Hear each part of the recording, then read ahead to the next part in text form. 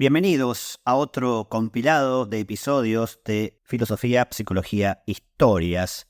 Esta vez será un compilado de Friedrich Nietzsche, sobre quien he hecho varios episodios y donde van a poder ver, además de su biografía, la cuestión moral, el eterno retorno, el bien y el mal, el anticristo, así habló Zaratustra, la interpretación de su famosa frase «Dios ha muerto», su relación con Wagner, y la cuestión religiosa y su enfrentamiento con el propio cristianismo. Aprovecho para recordarles que quienes quieran que trate sobre algún episodio o quieran dejar algún mensaje lo pueden hacer a través de los comentarios de Spotify o de YouTube. Y también pedirles que interactúen, pongan me gusta, se suscriban en la plataforma en donde escuchan estos episodios para que el algoritmo haga que llegue a más personas, es decir, que tenga más alcance. También pueden encontrar novedades en Instagram, en Hernán Melana o en filosofía.psicología.historia y ahí ver cuándo aparece nuevo contenido, los cursos que se dan, que se dictarán y los grabados. Y, por supuesto, también el material bibliográfico de mi propia autoría,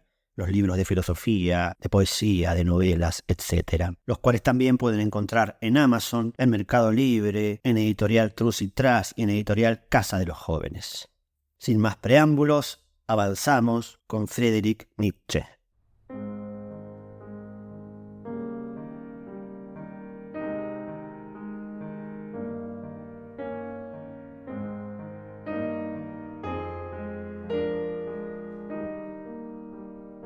Hoy vamos a hablar de Nietzsche y sus tres momentos filosóficos.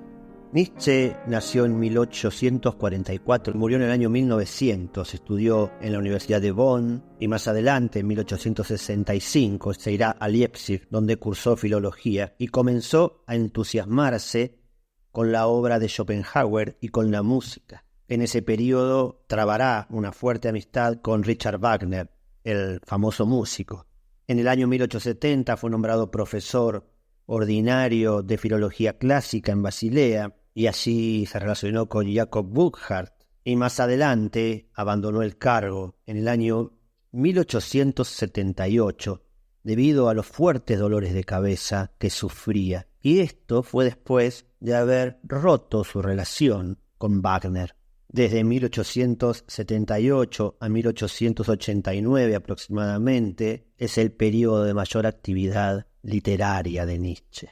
Él pasó una gran parte de los veranos en Silismaría, en la Engalina, y el resto del tiempo en la Riviera y en diversas ciudades de Italia y de Alemania. Por lo general estaba solo y tenía muchas recaídas. A veces lo seguían algunos escasos amigos y discípulos. Finalmente, su depresión nerviosa lo llevó de súbito a su oscurecimiento mental, hasta ser trasladado a una clínica en la Universidad de Jena y pasando el resto de su vida en Nuremberg y Weimar con su madre y su hermana.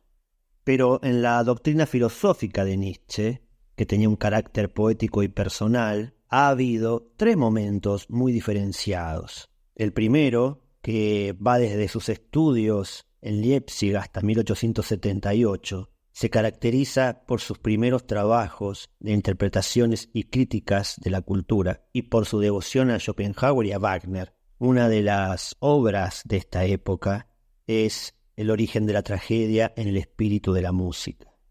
El segundo período, él se ocupa de la cultura y del espíritu libre en un sentido semejante al que utilizaban los ilustrados franceses. Aquí aparecen obras como Aurora y Humano, demasiado humano. Y el tercer periodo, que es el periodo que podríamos llamar de Zaratustra o de la voluntad de poder, en donde aparecen libros como Así habló Zaratustra, El anticristo, Más allá del bien y del mal.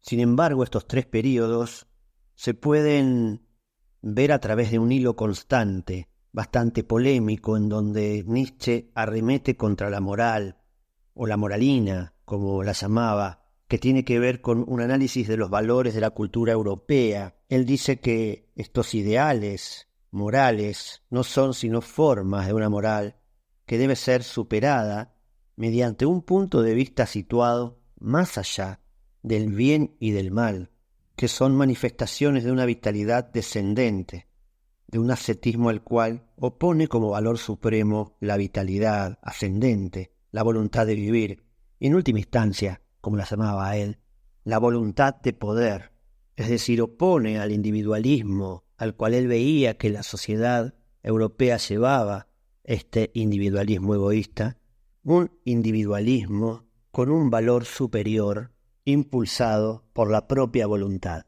Me despido con una frase de Nietzsche que habla sobre la moral y que él denomina moral y embrutecimiento, y que nos dice así: las costumbres son la representación de las experiencias adquiridas por los hombres anteriormente respecto a lo que consideraban útil o nocivo. Pero el estar apegado a las costumbres no hace referencia ya a tales experiencias, sino a la antigüedad, santidad e incuestionabilidad de las costumbres. Por ello, este sentimiento se opone a que se corrijan las costumbres, lo que significa que la moral se opone a que se formen nuevas y mejores costumbres. En consecuencia, la moral embrutece. Hoy vamos a hablar de Friedrich Nietzsche, el hombre que se inventó a sí mismo. Nietzsche nació el 15 de octubre de 1844 en Weimar, la actual Alemania, y quizás podamos describirlo como uno de los seres humanos que fundó la modernidad. Y Nietzsche decía que algunos seres humanos se creaban a sí mismos. Por ejemplo, Goethe, de quien él decía era el último alemán por el que siento respeto, ya que Goethe perseguía la totalidad y se disciplinó a sí mismo con esa totalidad. Nietzsche decía: nosotros queremos ser lo que somos, hombres únicos e incomparables, que se dan sus propias leyes y que se crean a sí mismos. Para Nietzsche, uno debía transmutar sus propios valores, pero también tenía que reunir todo el saber posible, como lo había hecho Goethe, y todas las facultades opuestas incluso, pero que estas facultades opuestas que uno podía desarrollar no tenían que destruirse recíprocamente. Y para esto, para ser un hombre que reúna todas las facultades posibles, todos los conocimientos posibles, uno no debía conciliar nada, y eso era un arte. En palabras de él, una prodigiosa multiplicidad que, sin embargo, es todo lo contrario de un caos. Nietzsche, como ser humano que rechazó toda la civilización contemporánea de sí, es decir, aquella civilización burguesa que él consideraba decadente, pensaba que los griegos eran una imagen fundante para la modernidad. Para él, la Grecia clásica era una cultura de ociosos que se hacían la vida difícil y ejercían violencia sobre sí mismos, pero esa violencia era voluntad para formarse. Y será el arte aquel que engendre la vida. Dirá que el mundo puede ser considerado como una obra de arte que se engendra a sí misma, así como el hombre es una obra de arte que se engendra a sí misma. Me despido con una frase de Nietzsche sobre los griegos, que dice así: a esos griegos, ellos sabían vivir. Para vivir es necesario saber quedarse valerosamente en la superficie, en la epidermis, adorar la apariencia, creer en la forma, en los sonidos, en las palabras, en todo el Olimpo de apariencia. Esos griegos eran superficiales por profundidad. Hoy vamos a hablar de Friedrich Nietzsche, quien nació el 15 de octubre de 1844 en Rücken, que era una pequeña ciudad prusiana. Recibió el nombre de Friedrich ya que nació un día en que cumplía años el rey Federico Guillermo de Prusia. Su padre era pastor luterano y murió cuando el pequeño Friedrich tenía 5 años. Poco tiempo después, su hermano Joseph moriría también.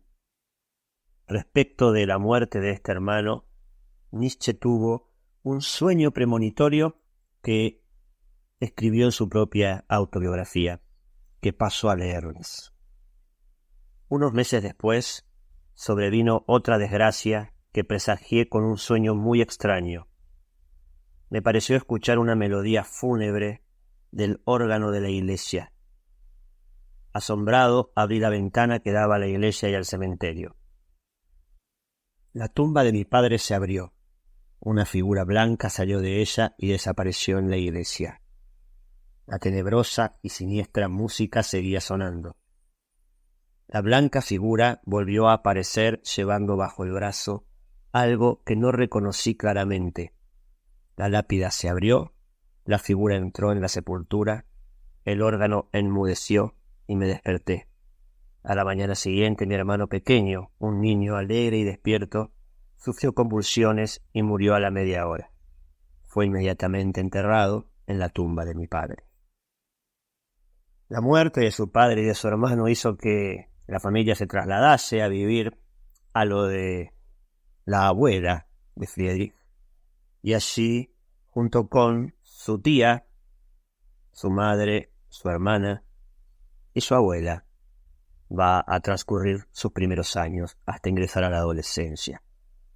Entre los 11 y 12 años escribió su primer tratado que hablaba sobre el origen del mal. Y esto nos da una idea de que ya siendo un niño tenía unas capacidades intelectuales extraordinarias, porque podía profundizar en aquel aspecto que para muchos puede resultar trivial a esa edad, pero que para él había sido fundamental.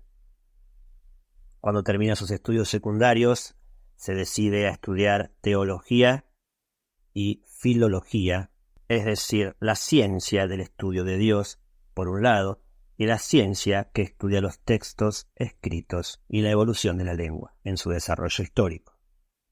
O sea que, de alguna manera, este joven Nietzsche quería ir hacia lo profundo, hacia las raíces.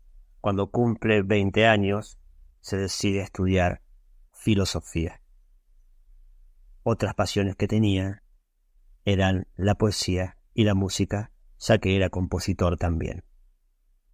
Tuvo una vida bastante solitaria, llegó a ser un intelectual de renombre, fue reconocido por su pensamiento e incluso llegó a ser decano de la Universidad de Basilea, pero tuvo que renunciar debido a que tenía graves problemas de salud, generalmente unos terribles dolores de cabeza que lo acompañaban durante muchos días. Hacia el año 1882 va a vivir en diferentes ciudades porque quiere encontrar un lugar en donde su salud se mejore, así que va a probar en Génova, Messina, Roma, Horta, Basilea, Lucerna, Naumburgo, Leipzig, Santa Margarita, Florencia, Rapallo y Niza, buscando allí la paz para aquellos dolores que lo aquejaban, y allí fue donde pudo escribir grandes obras como La genealogía de la moral, Así habló Zaratustra, Más allá del bien y del mal. Es decir, a pesar de la inestabilidad física, él seguía produciendo sus ideas. Hacia 1889 hubo un suceso en donde vio en la calle cómo un cochero castigaba al caballo y él se abrazó al animal para que no fuera castigado. Luego se desvaneció y a partir de ahí empezó a tener un comportamiento errante y fue rumbo a la locura. Luego de este suceso fue internado en Suiza, en un psiquiátrico. Años más tarde vivirá con su madre hasta la muerte de ella y luego con su hermana, que lo va a cuidar hasta sus últimos días. Va a morir en el año 1900, siendo muy joven, apenas a los 46 años, pero dejando un legado de pensamiento muy importante, con algunas ideas que valen la pena profundizar o al menos polemizar. Nietzsche fue una persona que estaba en contra de la moral, al menos de la moral establecida en aquel momento de Alemania, de aquella Alemania que estaba en pos de la unificación. Recordemos que Alemania es uno de los últimos países de Europa que logra unificarse. Y él está en contra de toda una moral, podríamos decir, en términos de hoy, occidental y cristiana, a la que consideraba decadente. Y para llegar a la raíz de esta moral, se fue hacia Platón y el idealismo platónico. Recordemos que Platón habla de un mundo de las ideas y de un mundo de la materia. Y en aquel mundo de las ideas que está escindido de la materia, viven las tres ideas principales, las tres ideas fundantes de la moral, que son el bien, la belleza y la verdad. Y nosotros, los hombres imperfectos que habitamos el mundo de la materia, apenas podemos tratar de alcanzar estas ideas que son absolutas y están alejadas de nosotros. Pero Nietzsche va a decir que no va a buscar a la verdad, ni a la belleza, ni al bien en el mundo de la idea, sino que la va a traspolar, sino que las va a encontrar, si es que fuera posible, en el mundo de la materia. Así que va a romper con esta idea del idealismo platónico, incluso del idealismo alemán, fundado por Fichte y retomado por Kant, para abocarse a una suerte de materialismo que no hay que confundir de ninguna manera con el materialismo marxista. Quizás la frase más emblemática y quizás también la más conocida de Nietzsche ha sido la de Dios ha muerto. Y ha sido también muy problematizada y ha sido muy interpretada por diferentes autores sobre qué quiso decir Nietzsche con su Dios ha muerto. Hay una visión muy interesante que dice que en realidad lo que ha muerto es aquella moral decadente, cristiana, occidental, pero además es el monoteísmo el que ha muerto. Hay otra frase de Nietzsche que dice: cuando un Dios se creyó el único, los otros se mataron de risa. Y lo que Nietzsche nos está diciendo es que esa moral fundada en un Dios único y que ha fundado todo nuestro pensamiento occidental, incluso va a decir desde la concepción de la verdad hasta la concepción del amor, no son más que una construcción decadente que debe ser superada por la nueva humanidad.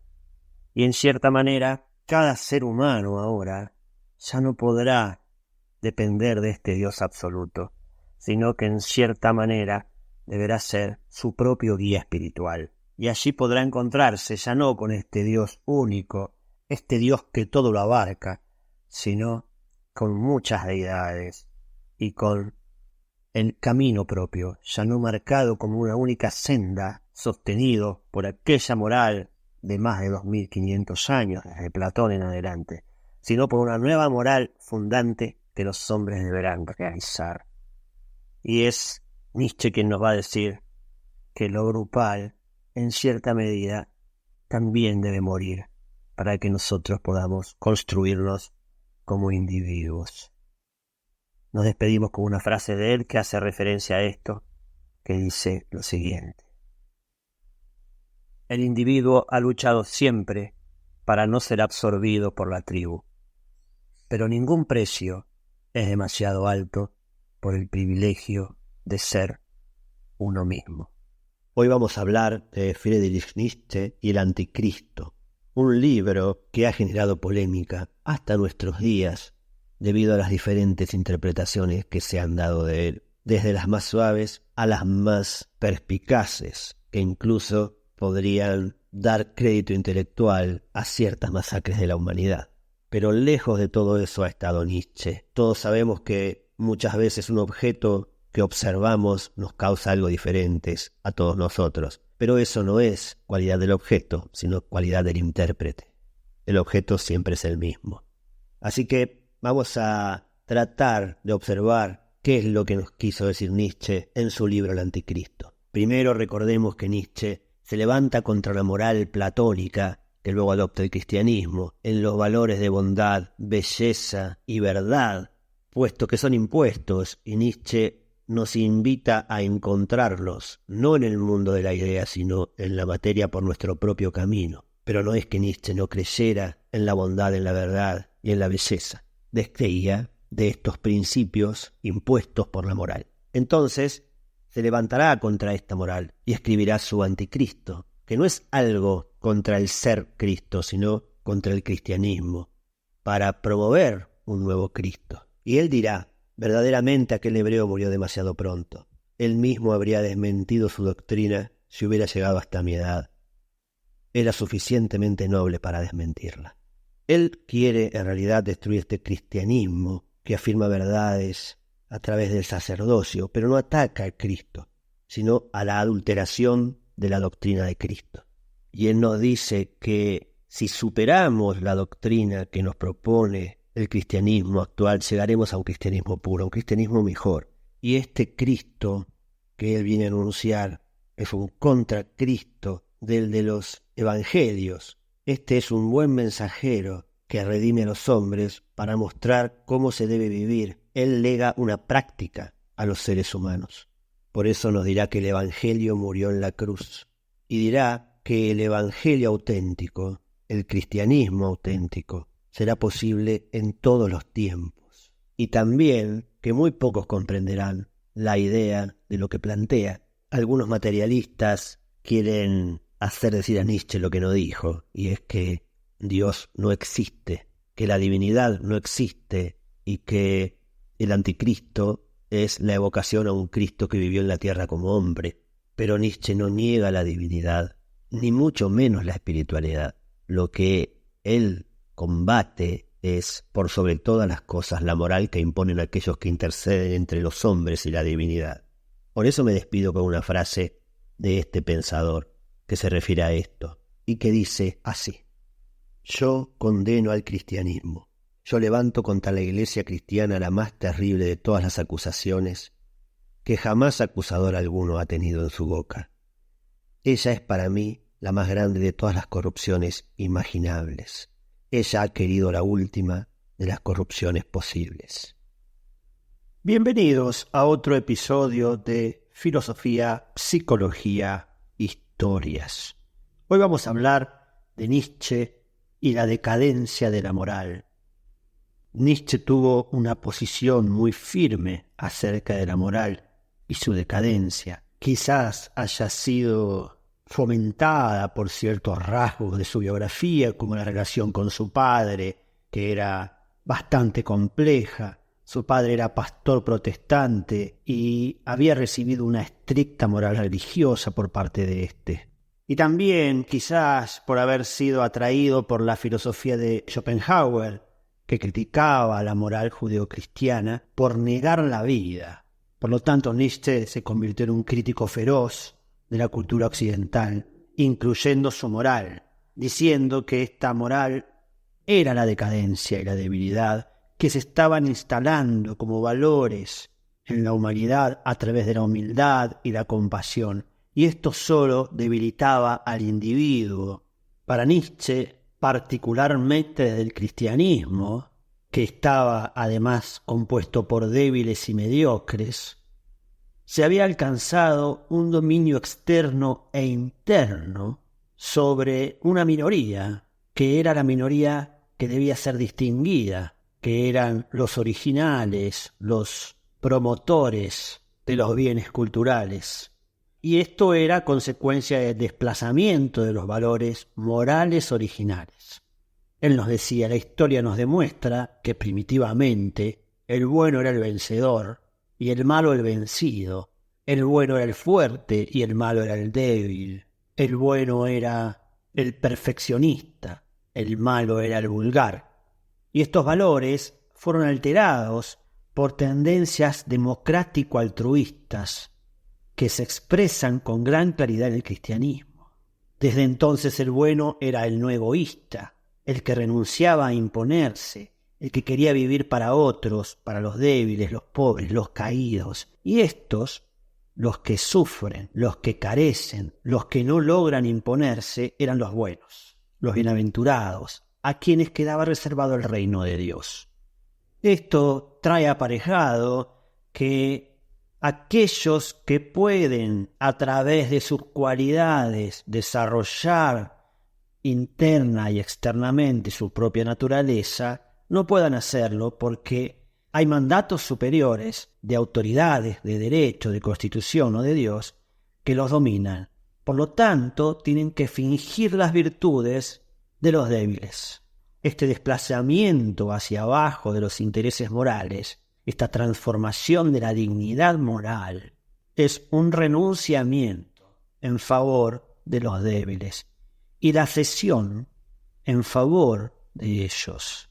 Esto es una humillación de la propia humanidad, según Nietzsche.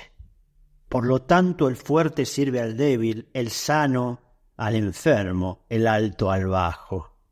Los directores, decía, descenderán al nivel de la masa, y toda la aparente moralidad del bien, de la humillación, de la renunciación, provocará una decadencia cada vez mayor del tipo humano y de aquellos de sus valores que lo impulsan hacia arriba.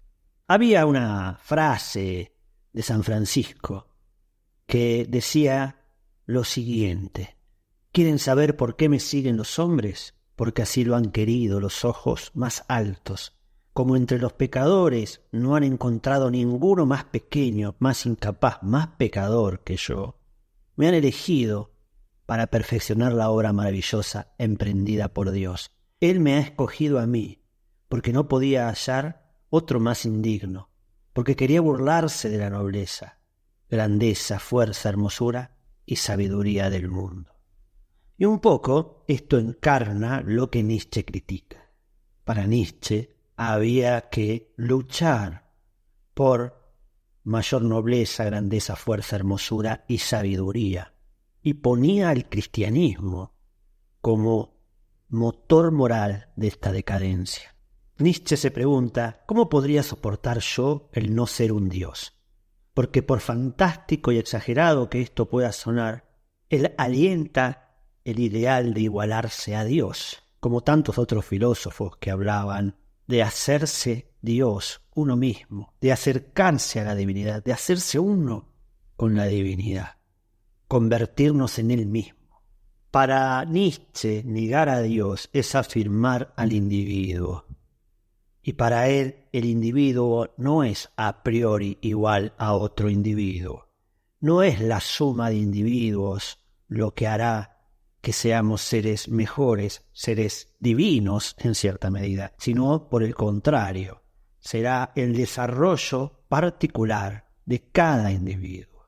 Quizás se le escapó a Nietzsche el propio valor del alma del cristianismo, porque a Cristo no le importaba lo que se daba en un sentido de limosna, sino simplemente el dar. No le importaba aquel por quien se vive, sino quién vive. Cuando, por ejemplo, aconseja al muchacho rico que dé sus bienes a los pobres, no lo hace para dar limosna, sino como un medio y un signo de perfección y de liberación del alma, y del alma individual. Pero Nietzsche no contempló esta parte del cristianismo, sino más bien lo vio como un factor de debilidad. Entonces, para Nietzsche, no importa el individuo en general como forma tal de elementos de una sociedad, sino como individuo determinado.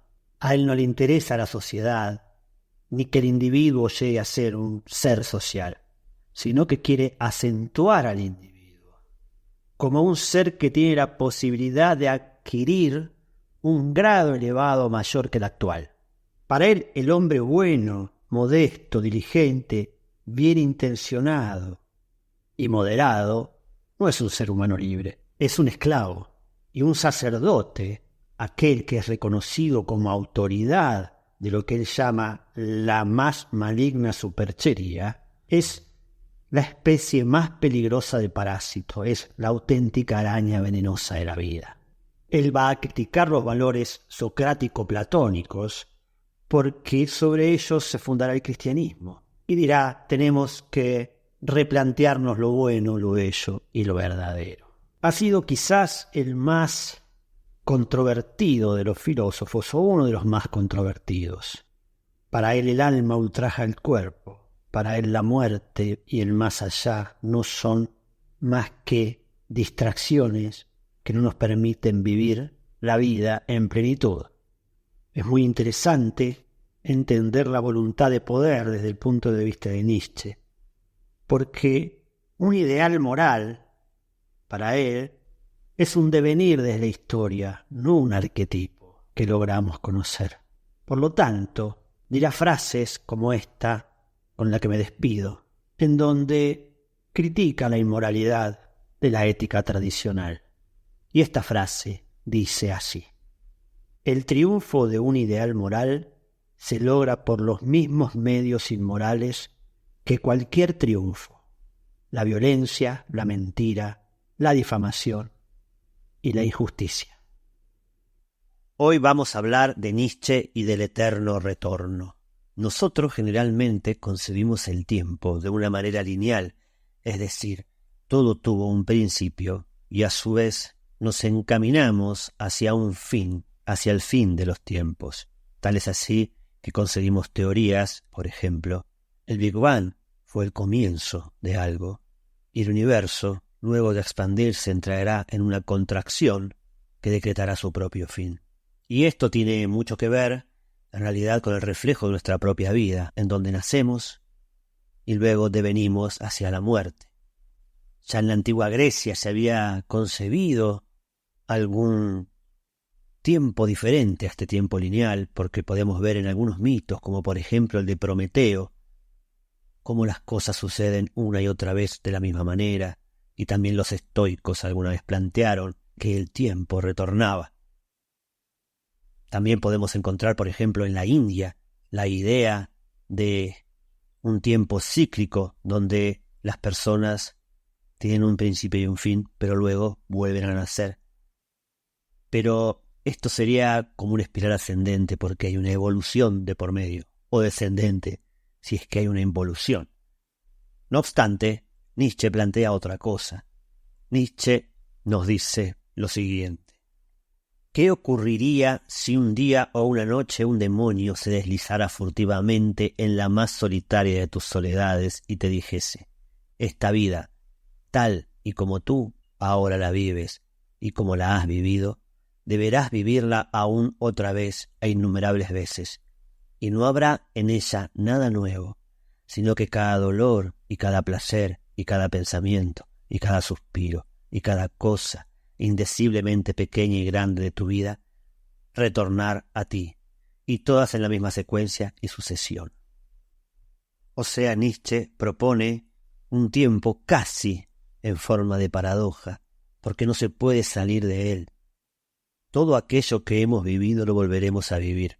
Por lo tanto, el mundo no tiene un principio ni una finalidad, sino que vivimos perpetuamente lo mismo. Cuando San Agustín se preguntaba qué es el tiempo, y decía: el pasado no es, el futuro tampoco es, tan solo estamos en el presente, pero en el momento que el presente sucede ya es pasado. Por lo tanto, el ser humano está ubicado entre dos nadas en un instante. Nietzsche nos dice: ese instante, en realidad, constituye la plena eternidad, puesto que volverá a ser siempre el mismo. Por lo tanto, hay que vivirlo con la suficiente intensidad para poder aceptarlo, puesto que ya no dependerá de nosotros que ese suceso vuelva o no, pero sí dependerá de cómo lo vivamos. Es decir, que todo aquello que hemos vivido, tanto lo bueno como lo malo, deberá ser aceptado porque volverá a ocurrir. Entonces uno deberá amar sus placeres y deberá amar y vivir con total intensidad sus dolores, puesto que esa sería la única forma de poder sobrellevar esta idea de eterno retorno. Es muy interesante porque es bastante nueva en la humanidad nuestra visión de cómo concebimos el tiempo de manera lineal, pero además de cómo vivimos el tiempo. Eso es más moderno aún, puesto que dividir al día en horas es casi una novedad para el ser humano, y es una novedad que empezó cuando el hombre comenzó a vender su tiempo en horas de trabajo, algo que no tiene más que 200 o 250 años. Pero volviendo a Nietzsche, si nosotros dijésemos que somos capaces de aceptar el eterno retorno, entonces deberíamos estar seguros de hacer cada cosa que hacemos, puesto que cada momento lo repetiremos en un número infinito de veces. Cada elección de nuestra vida tiene una carga enorme de responsabilidad en ese sentido. Entonces Nietzsche dirá, el momento es la medida más fundamental del tiempo, es la parte más primitiva de la vida. Cada momento deberá ser deseado con la misma intensidad que los otros, pues todos están relacionados entre sí. Esta idea del eterno retorno de Nietzsche no está aislada. Tenemos que entenderla en el marco de su idea de destrucción de la moral del siglo XIX y de la religión del siglo XIX. La pregunta de Nietzsche es, ¿quieres esto hasta el infinito? Cuando él habla de su superhombre, no será este hombre metafísico que confía en su moral, ni será el hombre religioso, sino que aquel hombre que viva con total conciencia cada momento, suplantará a esa moral y a esa religión. Quizás lo más complejo e interesante de entender es que esta vida repetida no está repetida porque ya hubo una vida original que está designando lo que nos va a pasar y por lo tanto no tenemos libertad. Es decir, no es una vida repetida porque hubo una original en el curso del tiempo, sino porque la repetición es el tiempo. O sea, no es el tiempo que nosotros pensamos ahora mismo, que tiene un punto de partida y avanza en su devenir hacia el futuro, sino que el tiempo mismo es pura repetición.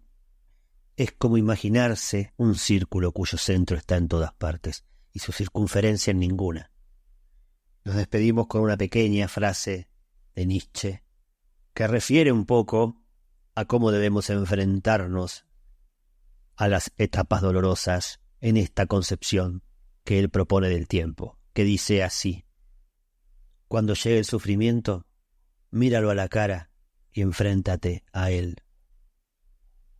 Hoy vamos a hablar una vez más de Nietzsche y esta vez hablaremos del concepto del superhombre, que tiene un error más bien de interpretación que de traducción, ya que cuando Nietzsche habla de un superhombre, en realidad se refiere a un transhumano, es decir, a un ser humano que se trasciende a sí mismo, que ha trascendido al ser humano actual de su propia época, a sus propios contemporáneos. No se refiere a un hombre superior ni a un superhombre, tal como se lo concibe casi caricaturescamente en nuestra época, un hombre con poderes físicos, sino más bien con una alta carga moral, pero moral en el sentido personal, es decir, no de una moralidad que ha sido heredada de una sociedad, sino de una moral que ha sido creada voluntariamente por el individuo.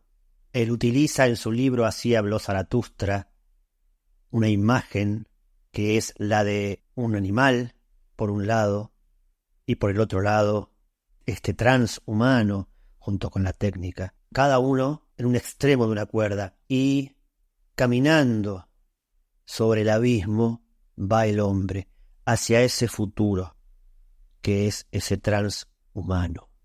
Y ese transhumano, ese superhombre, como se le suele decir, es un ser humano que derriba toda la moral burguesa que hasta ese entonces ha dominado el mundo occidental y cristiano. Entonces, ese superhombre deberá ser aquel que trascienda la religión, el cristianismo, concebido como se lo concebía en ese momento, la idea del bien, la idea del amor, la idea de belleza y el idealismo en general, porque lo que Nietzsche intentará derribar es el idealismo, no solo alemán, sino también platónico, para desarrollar un materialismo, no al estilo marxista, pero un materialismo, es decir, buscar esos elementos ideales y morales en la propia experiencia terrenal.